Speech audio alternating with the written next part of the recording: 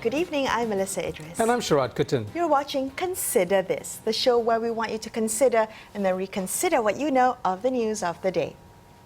Now, while health officials are trying to bring this pandemic under control, it is the economic impact, locally as well as globally, that is an increasing source of anxiety for many. Does Malaysia have the policy ammunition to effectively respond to the damage done by the COVID-19 crisis? Now, tonight on the show, we have the economist Nungsari Ahmad Radhi joining us. Welcome, Nungsari. Thank you so much for joining us tonight. Now, if I may begin with a recent address that Tan Sri Muhyiddin gave, in which he ruled out a nationwide lockdown for now. And he warned that having a nationwide lockdown could cause, to quote him, societal and economic collapse. Nungsari, if I may begin there, do you agree that our economy is that vulnerable, that another lockdown could mean total collapse? Given the kind of numbers that we've been having the last week or so, and based on the premise that actually the lockdown was supposed to be an attempt to ensure that the spread of the disease is not so bad that it will overwhelm the public health resources. Knowing what we know so far, and having gone through the first MCO, the proper MCO, for about 3-4 months, and having paid that price, and having gone through the experience, I am actually not in disagreement with the government's policy that there should not be another national lockdown as what we've had in March, April, or May. But we do need to actually get a handle on what's going on in Sabah, Kedah, and even in Selangor, actually. So I'm basically in agreement that we should not have what we had in March, April, May, June. How damaging was that initial lockdown to the Malaysian economy from your assessment? I mean, if you look at it from a very simplified way, think of an economy of 1.6 trillion, and if production value creation was divided equally over 12 months, and suppose the lockdown diminish or stop half the economy, then we're talking like 13. What is that? 1,600 divided by 12, and then divided by half. That's like what? 12%, 8% of the economy. That what we lost in that lockdown. That's assuming that the lockdown affected half of the economy, and even the current more modified MCO, although we have reactivated parts of the economy, quite a bit of what we used to be functioning still not functioning. So that is a substantial loss. I think I think that we're going to end the year a little bit less than 10% of a contraction, and that is significant. That is assuming that was the number given. The World Bank estimated something around 5% for the whole year. I think assuming that the trajectory that is happening the last 2-3 weeks continue. But if we were to lock down, then the numbers would worsen considerably. No, sorry, do you see particular vulnerabilities? You look at the overall picture, or you get more granular with that picture and look at specific sectors. Which sectors represent the most vulnerable of the economy, and do you see the situation there as dire or something that could be perhaps recovered in the near future? No, I mean, if you think of the economy, if you divide it by the tradable side and the non-tradable side, the ones that depend on external demand and the one that depends on domestic demand, it's about 50-50, maybe 55. Now, since the economy has domesticated quite a bit, maybe 55-45, like that, in terms of domestic and foreign. Now, the foreign one, the tradable side, is actually still hasn't recovered much. Whether it is in the services like tourism, whether it is in related services, and whether it is the commodity side, the manufacturing side, that has not really recovered, because that depends on what happens globally. What we've seen the early signs of recovery, the last say 3 months after the lessening of the MCO, is actually the domestic side of the economy, and that seems to have restarted quite a bit.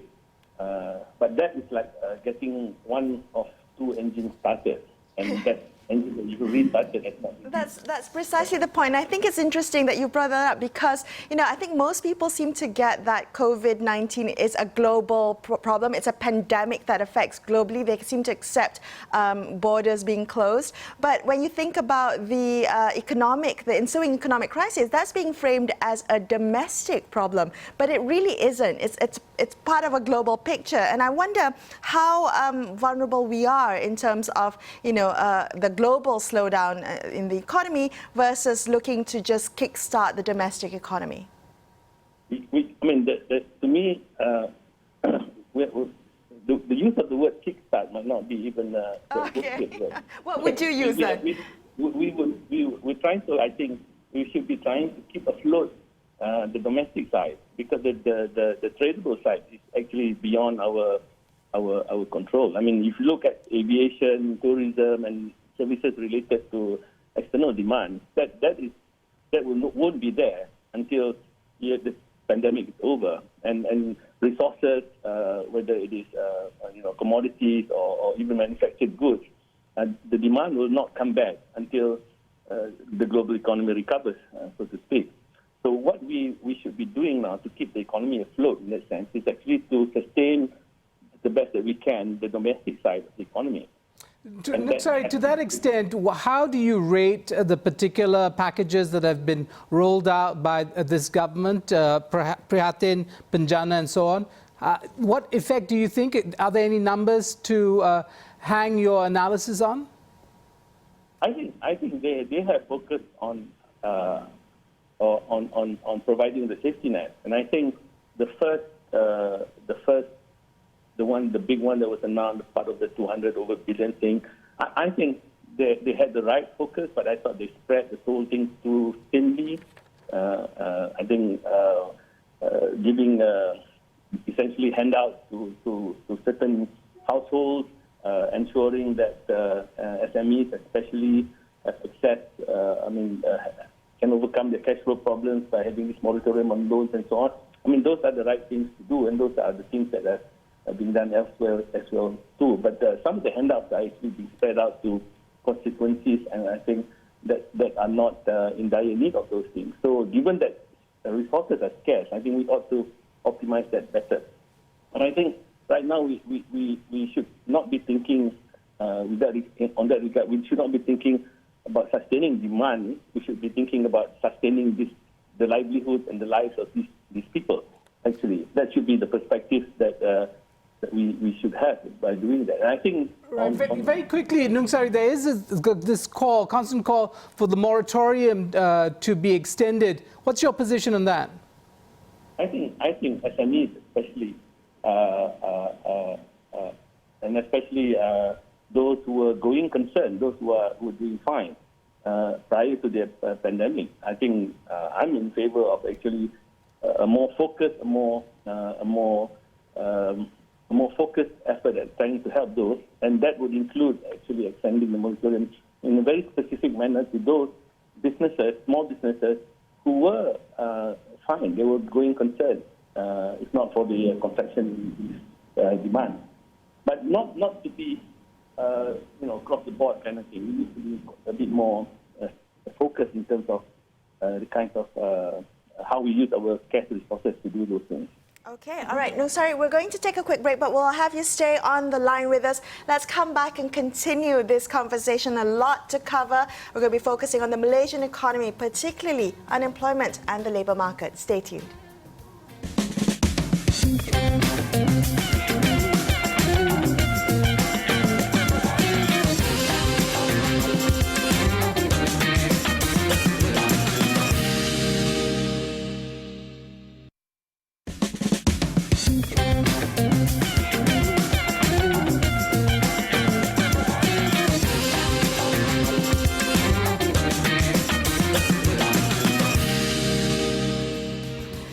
If you've just joined us, you're watching Consider This. I'm Melisa. Idris, with me is Sharaad, Kuttan. We're speaking to economist Nungsari Radhi on the show tonight.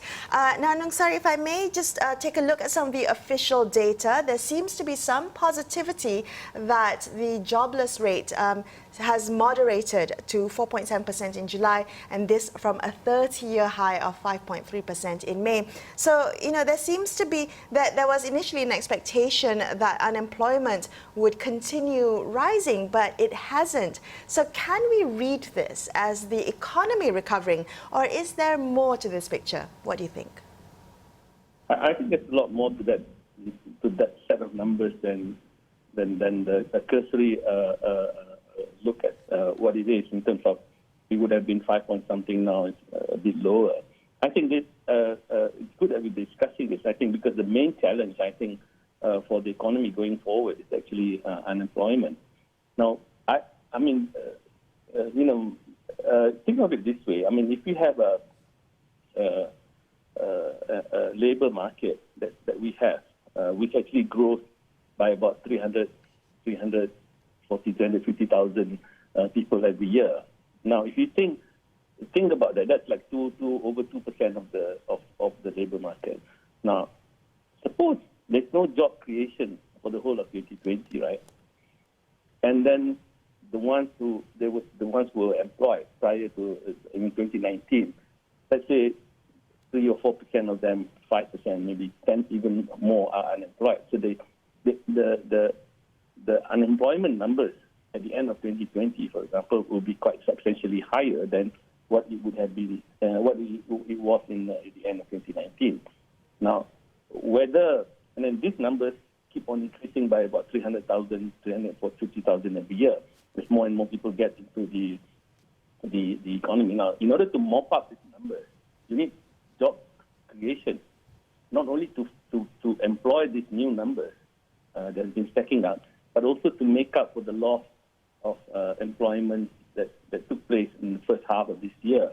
So the question really is, will the economy be able to do that? And my answer, I think,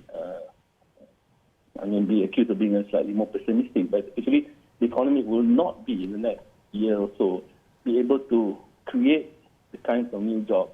And therefore, part of public policy has to look into how to address these unemployment numbers. On that score, Nungsari, we had the wage subsidy approach, which essentially was helping businesses keep people employed. But do you think that is a mistake, and we should be looking more at social safety nets, so that regardless of whether people can be absorbed into the private sector or the public sector, they can still have some level of sustenance, that social safety nets are there to protect them? I think first of all, I think we should forget about the public sector. I don't remember. Maybe Melisa is different vintage than you and I. You remember in 1986 when we had the commodity crash, the government actually stepped up and actually employed quite a number of people. And I don't think the same mechanism is available, or the government can afford to do that. So public sector is gone in that sense. But what was done to help firms to keep employing their employees during the crisis actually was the right thing to do. But more things has to be done for those who are coming online into the labor market, but there's no jobs. Now, that's the big headache, and I think that cuts across. Not just non-graduates or graduates or whatever. That cuts across everything. And that is the one that we need to crack our heads on. How do you ensure that these new people who are coming in are gainfully employed in that sense? So there must be, the policy must concentrate on employing them. You talked about job creation, Nungsari. Can you talk a little bit more about that? Where does the onus fall on for job creation? Private sector, public sector, is it the government? How do we think about this?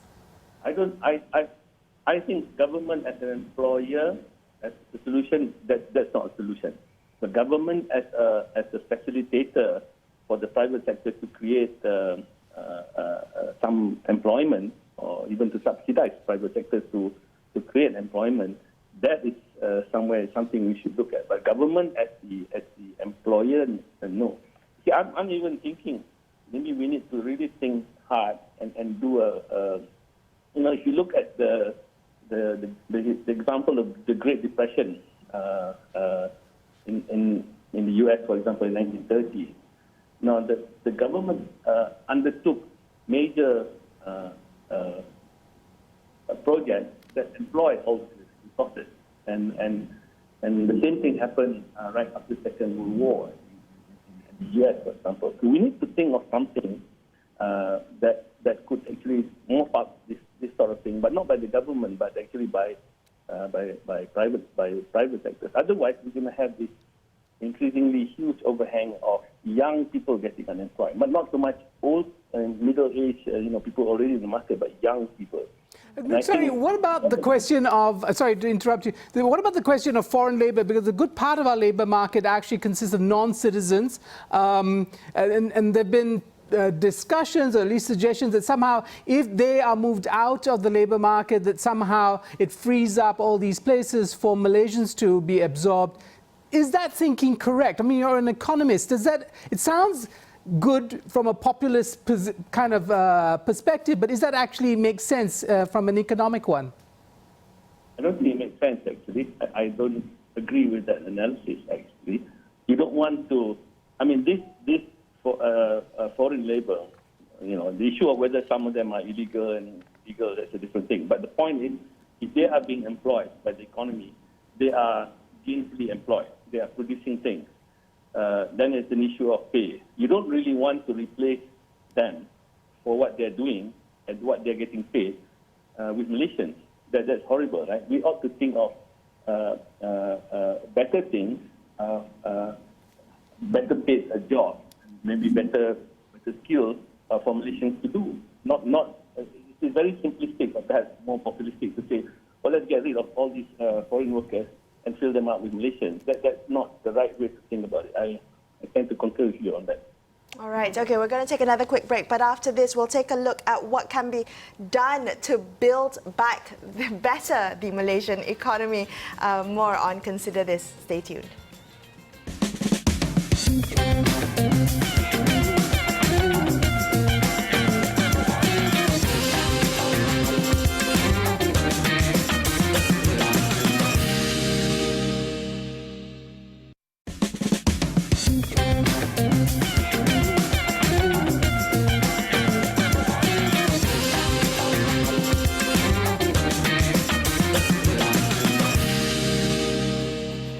Thank you so much for staying with Sharaad and I on Consider This. Let's continue our conversation with economist Nungsari Radhi. Nungsari, let's talk a little bit about the future for the Malaysian economy and how we can, as the mantra goes, build back better. In particular, I want to touch about the reform agenda. There's been a rollback on GLC reform since Berita took Putrajaya, and I'm wondering, Nungsari, what do you think is the long-term impact of that? Well, I thought the whole business of appointing politicians to public listed entities is just a bad thing because, it undermines investor confidence in Malaysia as a market. But just to go back to the broader question of actually what should be done after this or in preparation for when this is over, we have to think strategically in the sense that we can't decide on what those things are in isolation. We have to do it in understanding what would be the broader global dynamics post or anticipating the recovery from this pandemic.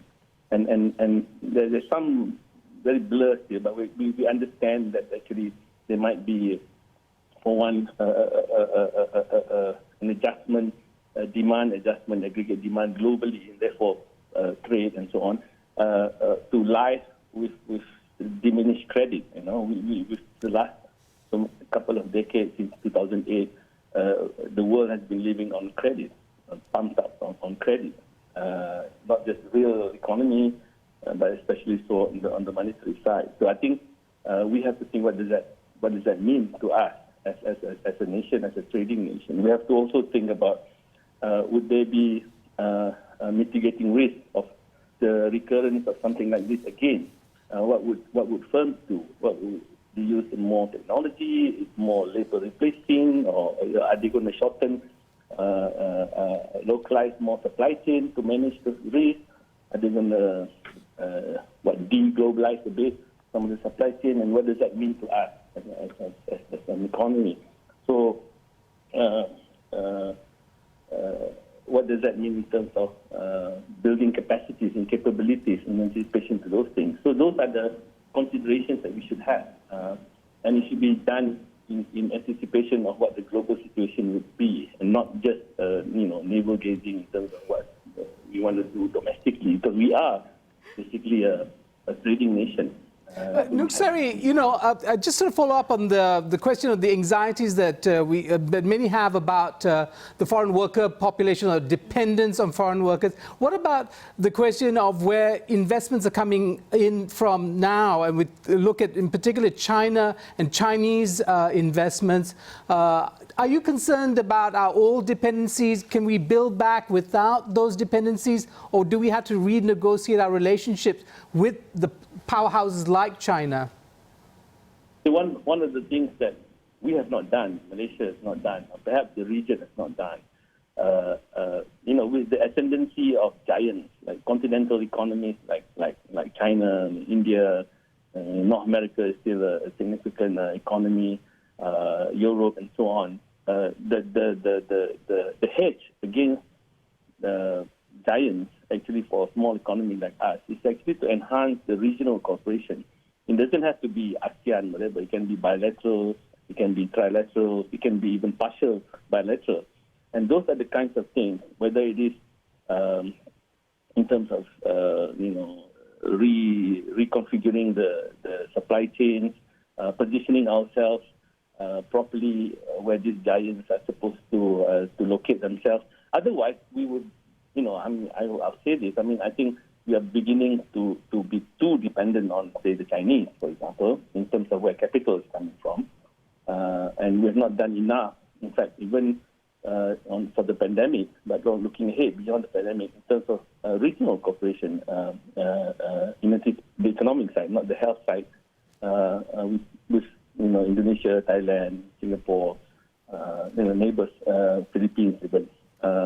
Those are the hedge against emergence of these giants. It's inevitable that China, India will become big. Well, it seems that needs to be, some kind of rethinking needed in the way we've structured the economy. I'm wondering, Nungsari, do we have people in decision-making positions right now with sufficient imagination or willing to think outside the box, or even have the collective will to want to rethink these structural problems? The risk, I read somewhere, in one of the houses, I think one of the investment houses, they put an assessment, which I shared, actually, written in my column as well, that actually the biggest risk for Malaysia is the political instability, which actually we're still in transition from what happened in May 2018. Now, a transitional sort of politics doesn't result in very strong government, and not strong government cannot take hard decisions and definite decision. That's our problem. I think there's enough people, enough money, enough whatever in the country to know what to do, what not to do, and so on. What the missing link in this whole thing is actually the political side of the equation. I think it will be equilibrating, let's say, for some time until it stabilizes. And until then, the private sector, people with money, people with investment ideas, tend to hold back. Right. And very quickly, if I'm doing country risk assessment, I would put the political risk number one. Political risk. All right, I hear you. And very quickly, in the last minute that we have left, I do want to ask you, in the very near term, the next month, we're going to see Budget 2021. Nungsari, what would you like to see in this budget? What would you consider an effective budget for a COVID-19 hit economy? Just to be blunt, I'm looking at the budget as a one-year expenditure. I'm not looking for long-term stuff, and I think they ought to put enough in the budget to provide the kind of safety net that's required for the next 12 months. That's it. I'm not looking for any structural changes or so on. That I will. So very short-term measures. Thank you so much, Nungsari, for speaking with us tonight. We really appreciate your time and your insights. That's all we have for you on this episode of Consider This. I'm Melisa Idris. And I'm Sharaad Kuttan, signing off for the evening. Thank you so much for watching, and good night.